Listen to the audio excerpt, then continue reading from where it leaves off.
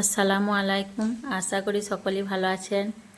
তো এখন বাজে বিকেল 3টে, আর দেখুন আমাদের এদিকে কত বৃষ্টি হচ্ছে। আর বৃষ্টি হলে তো বুঝতেই পারছেন, মুখটা একটু বেশিই চলে, খাই খাই মনে হয়। তো বাড়ির কর্তা বলল যে কিছু বানাতে, তো আমি ভাবলাম কি বানাবো, সেরকম কিছু তো নেই আজকে বাড়িতে। তো কিছু টাটকা সবজি ছিল, আজকে সকালে এনেছিল বাজার থেকে। তো ভাবলাম যে কিছু টাটকা পটল আছে, তো পটলগুলো দিয়ে পকোড়া বানিয়ে নিই, গরম গরম খাওয়া হবে বৃষ্টির সময়ে। তো পটলের পকোড়া করার জন্য আমি এখানে 4টে পটল নিয়েছি, আর পটলগুলো খুব ভালোভাবে ধুয়ে পরিষ্কার করে নিয়েছি। আর পটলগুলো এই দুই সাইড আমি কেটে নিয়েছি, আর সাইড থেকে এরকম সরু সরু করে পাতলা পাতলা করে ছিঁড়ে নিয়েছি, যাতে করে ভিতরের মধ্যে নুন মশলা ঢুকবে আর পকোড়াটাও খুব মুচমুচে ক্রিস্পি হবে। আর পটলের গায়ে দেখুন একটু পানি নেই, আমি খুব ভালোভাবে পানিটা শুকিয়ে নিয়েছি। তো এখন আমি এই পটলগুলোতে নুন হলুদ মাখিয়ে নেব, যাতে করে পটলের ভিতরটা নুনচে নুনচে হয়, খেতে ভালো লাগবে। তো উপর থেকে নুন আর হলুদ ছিটিয়ে দিব, দিয়ে ভালোভাবে মাখিয়ে নেব। আর পটলের গায়ে পানিটা থাকলে বেসনটা ঠিক মতো ধরবে না, সেজন্য আমি পটলটা খুব ভালোভাবে শুকিয়ে নিয়েছি। একটা সুতির কাপড় দিয়ে পটলের গায়ে পানিটা মুছে নিয়েছি। আর আমি এটা একটু আগেই কেটে রেখেছিলাম ধুয়ে, সেজন্য পানিটাও ভালোভাবে ঝরে গেছে। আর এইভাবে করে আমি নুন হলুদটা খুব ভালোভাবে মাখিয়ে নেব, যাতে ভালোভাবে ভিতরে ঢুকে যায়, তাহলে খেতে ভালো লাগবে। আর এটা নুন হলুদ মাখা হয়ে গেলে আমি সাইডে রেখে দেব, দিয়ে বেসনের একটা ব্যাটার তৈরি করে নেব।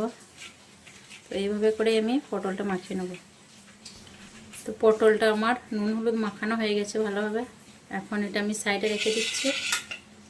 আর এইদিকে একটা বাটিতে আমি বেসন নিয়েছি, আন্দাজ মতোই নিয়েছি। আর এর মধ্যে দিয়ে দেবো পরিমাণ মতো নুন, হাফ চামচ মতো হলুদ গুঁড়ো, হাফ চামচ মতো লঙ্কা গুঁড়ো, আর দিয়ে দিচ্ছি হাফ চামচের মতো খাবার সোডা। উপকরণগুলো সব ভালোভাবে মাখিয়ে নিচ্ছি বেসনের মধ্যে। এরপর আমি একটু একটু করে পানি দেব, আর বেসনের ব্যাটারটা তৈরি করে নেব।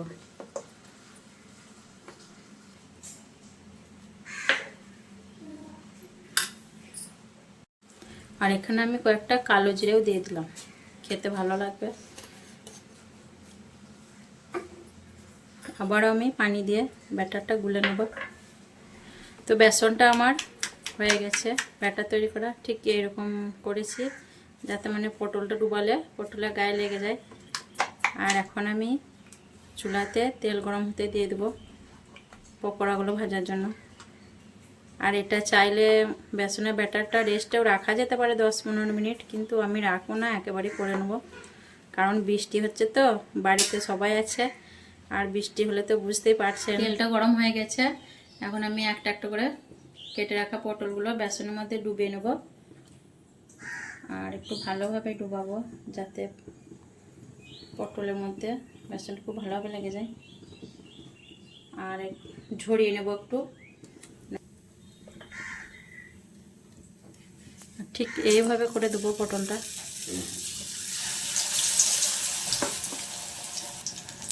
আবার একটা দিয়ে দিচ্ছি।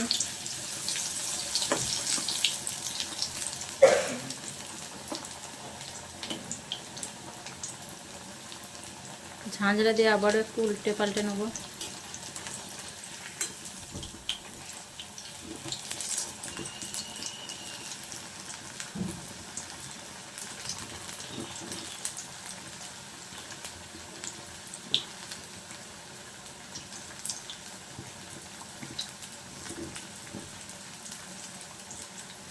তো এই দুটো আমার ভাজা হয়ে গেল, লাল লাল করে ভেজে নিয়েছি, এখন তুলে নিচ্ছি।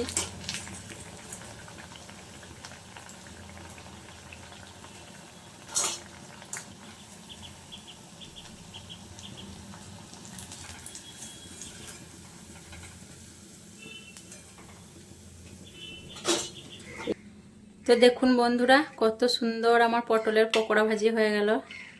আর খেতেও খুব ভালো লাগবে গরম গরম, আর দেখেও ভালো লাগছে দেখুন। আর বাইরে বৃষ্টি হচ্ছে, আর জানালা দিয়ে বৃষ্টি দেখবো, আর এগুলো আমরা বসে বসে খাবো। তো খুবই ভালো লাগবে, আনন্দ করব খুবই। আর বৃষ্টি হলে তো এমনিতেই খুব ভালো লাগে। আর উপর থেকে আমি একটু বিট লবণ ছড়িয়ে দিচ্ছি। আর আমার ভিডিওগুলো যদি ভালো লাগে অবশ্যই লাইক কমেন্ট করবেন, আর আমার চ্যানেলটা সাবস্ক্রাইব করে আমার পাশে থাকবেন। তো এইভাবে অবশ্যই একবার বানিয়ে খাবেন। আর এই পকোড়াটি খেতে খুবই মজাদার হয়েছিল, সাথে ছিল বিট লবণ, তার জন্য খেতে খুবই ভালো লেগেছিল। অবশ্যই একবার বাড়িতে সকলে বানিয়ে খাবেন। তো আসবো আবার পরের ভিডিওয়। আল্লাহ হাফিজ।